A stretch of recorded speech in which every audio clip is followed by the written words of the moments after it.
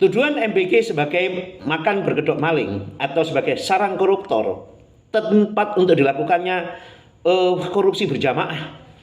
Kemudian dilanjutkan dengan ajakan untuk melakukan reformasi jilid kedua karena melihat Pak Prabowo itu dianggap sebagai iblis yang harus menjadi common enemy. Bahkan seorang presiden yang kemudian dinyatakan bodoh sebagai bagian dari arogansi intelektual, seolah-olah dia lebih pintar dari presiden. Seolah-olah Pak Prabowo itu memiliki kapasitas intelektual dan kapasitas moral yang rendah dibandingkan dengan dirinya. Dan itu berlanjut terus hingga akhirnya dari imajinasi reformasi jilid kedua kemudian menjadi seruan untuk melakukan reformasi. Jelas ini bukan sesuatu yang remeh. Oleh karena itu, tindakan-tindakan seperti ini yang dilakukan oleh Ketua BEM UGM ini, dan di belakangnya juga masih banyak orang yang mendukung, ini perlu dipertanyakan, perlu diusut, perlu ditelisik. Apa motif dari semua itu?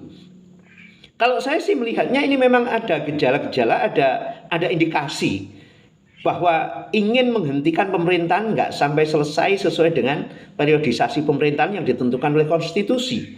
Oleh karena itu, negara harus tanggap terhadap hal seperti ini. Demokrasi boleh ditegakkan, tetapi penegakan hukum, kewaspadaan nasional untuk kepentingan negara dan bangsa, hal-hal yang mengancam keberlangsungan pemerintahan dan negara, itu harus dihentikan. Hal-hal seperti ini harus disudahi. Yang dibutuhkan oleh Pak Prabowo adalah persatuan seluruh bangsa Indonesia untuk mewujudkan visi bersama negara ini. Jadi kalau kembali pada konstitusi kita, kesejahteraan umum harus diciptakan melalui pencerdasan kehidupan bangsa, perlindungan segenap bangsa Indonesia, dan program-program itu mencerminkan upaya untuk mencapai tujuan nasional kita itu. Lantas kenapa kemudian hanya karena persoalan-persoalan teknis yang memang harus diperbaiki, kita harus menghentikan programnya, bahkan lebih dari itu harus menghentikan pemerintahannya, sehingga harus berakhir di tengah-tengah masa periodisasi pemerintahan yang ditentukan oleh konstitusi.